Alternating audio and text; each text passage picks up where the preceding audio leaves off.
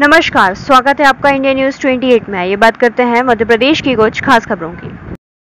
रीवा में फिर हुआ बलात्कार, फिर छली गई दुर्गा, फिर लूट ली गई सरस्वती व एक बार पुनः लाल हुआ आदिशक्ति का दामन।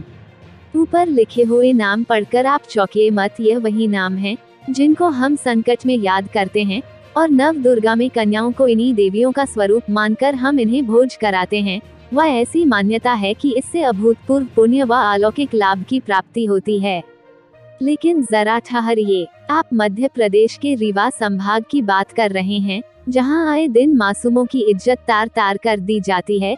यह ऐसा संभाग है जिसमें पूरे प्रदेश में होने वाली बलात्कार की घटनाओं का 70% इस संभाग को श्रेय है। जरा सोचिए, विचार करिए, उस पिता की क्या स्थिति होती होगी जिसकी लाडली का दरिंदे बलात्कार कर देते हैं। क्या गुजरती होगी उस माँ पर जिसने अपना लहू पिलाकर, अपना पेट काटकर लाडली को पाला होगा। रीवा जिले के जनेह थाना क्षेत्र अंतर्गत गढ़ी चौकी क्षेत्र में एक नाबालिग के साथ रेप का मामला सामने आया है। नाबालिग को इलाज के लिए रीवा के गांधी स्मृति चिकित्सालय में भर्ती कराया गया है। घटना के बाद आक्रोशित परिजनों ने चौकी का घेराव कर जमकर हंगामा किया और चौकी के अंदर घुसने का प्रयास किया। हालांकि पुलिस ने एक आरोपी को हिरासत में लिया है, जिससे पूछताछ की जा रही है। हंगामे की स्थिति को देखते हुए चौकी के बाहर काफी संख्या में पुलिस बल मौजूद रहा और परिजनों को समझाइश दी। रीवा संभाग ब्यूरो राजीव तिवारी की रिपोर्ट। ये कल बच्ची अपने स्कूल से लौट रही थी और उसके साथ एक अन्य बच्चा जो उसी पड़ोस का था वो भी साथ में जा रहा था और रास्ते में इसको ये एक जो आरोपी है ये मिला था और इसने ये कहा था कि मैं तुम्हारे गांव का ही मेरे ससुराल है, चलो तुम्हें छोड़ देता हूं।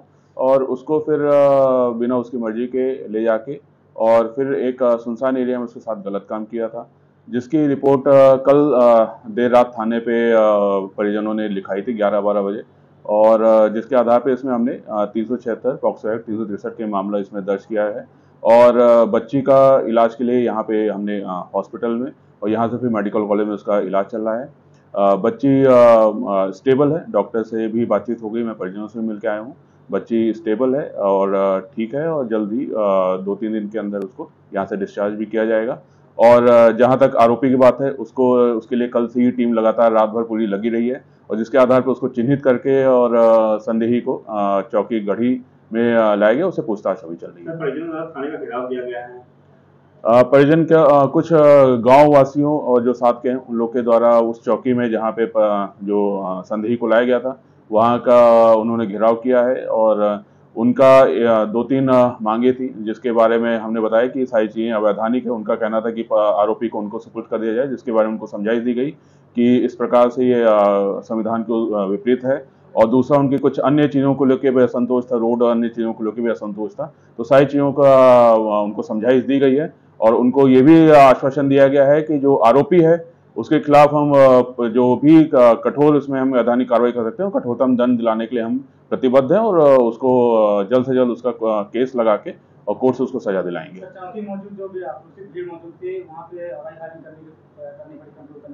नहीं, भीड़ जरूर आक्रोशित थी, लेकिन काफी समझाइश के बाद और पुलिस के कड़े रुख के बाद उसको वो बाहर निकल आई, हवाई फायर की जरूरत नहीं पड़ी है।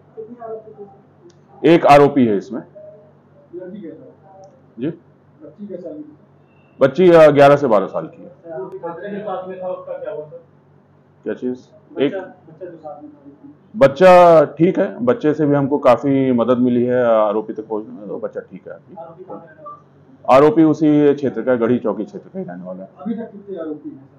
जो मुख्य आरोपी है जिसका नाम अंजनी केवट है, संदेही है, और इसके साथ, लेकिन इस घटनाक्रम में नहीं, लेकिन जब बच्ची को उन्होंने बैठाया था तो उसके साथ एक अन्य व्यक्ति है जिसके बारे में पूछताछ अभी चल रही है।